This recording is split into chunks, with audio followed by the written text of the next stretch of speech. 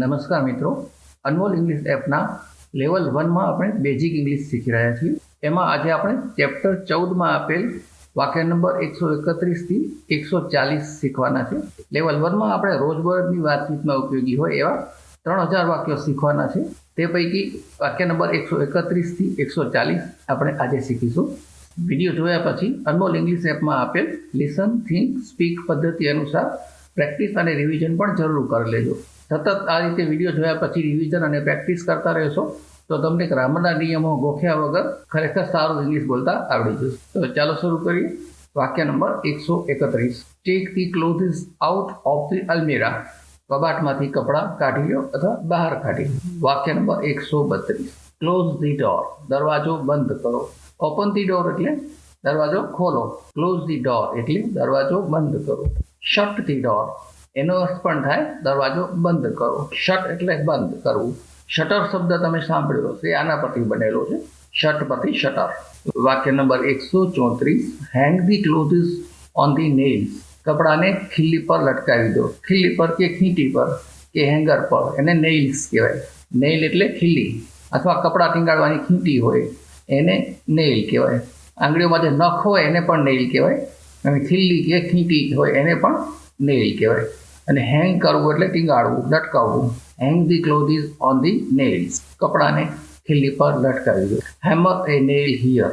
અહીં એક ખીલી ઠોકી દો. હેમર એટલે હથોડી અને હેમર એ નેઇલ એટલે ખીલી ઠોકવી. હિયર એટલે અહીં. Hammer a nail here. અહીં એક ખીલી ઠોકી. Insert a nail here. અહીં એક ખીલી નાખી આપો. ઇન્સર્ટ કરવું એટલે ખોસવું. આપણે કપડાને ઇન્સર્ટ કરીએ ને, એમાં શર્ટ આપણે અંદર ખોસીએ તો ઇન્સર્ટ એટલે ખોસવું. તો અહીં એક ખીલી નાખી આપો એટલે લગાવી આપો. એ અર્થમાં દિવાલની અંદર ખોસી આપો એમ કહેવું. એના માટે ઇન્સર્ટ આ નેઇલ હિયર. અહીં એક ખીલી નાખી આપો કે ખીલી લગાવી આપો. વાક્ય number 137. I can't find my charger. મને મારું ચાર્જર મળતું નથી. ક્યાંક આડું અવડું મુકાઈ ગયું હશે અને મને મળતું નથી. I can't find my charger. વાક્ય નંબર 138. Why are you messaging me. તમે મને મેસેજ કેમ કરો છો? વગર ઓળખાણે ક્યાંકથી નંબર મળી ગયો હોય ને મેસેજ કરી રાખતા હોય તો કહી શકાય why are you messaging me. તમે મને કેમ મેસેજ કર્યા કરો? વાક્ય નંબર 139.